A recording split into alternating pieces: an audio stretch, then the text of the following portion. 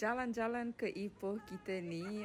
Kita orang buat day trip masa hari tu public holiday, tapi baru kesempatan nak upload video.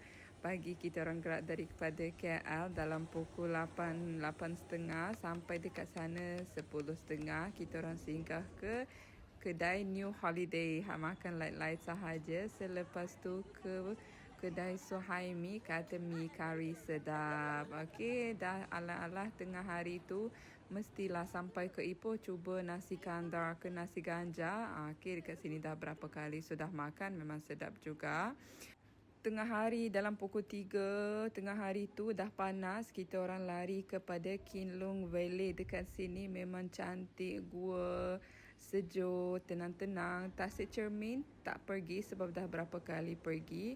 Kafe dekat sini memang cantik, klasik, estetik. Korang bolehlah rehat sambil berbual dengan kawan-kawan.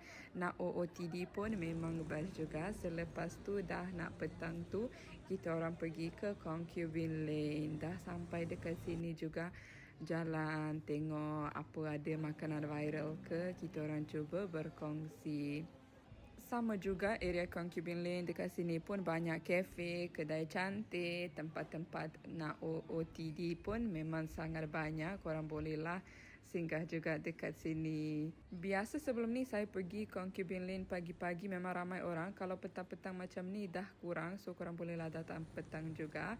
Selepas dah habis jalan ke Concubine Lane, untuk makan malam sebelum balik ke KL, kita orang pilih kedai Thailand, restoran Kun Thai, makanan Thailand. Betul ke tak betul saya sebut? Okey, dekat sini kedai ni memang cantik, estetik.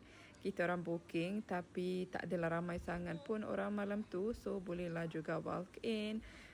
Seperti biasa, makanan-makanan Thailand, siakap steam limau, tom yum, telur dadah, sayur-sayur, kerabu mangga.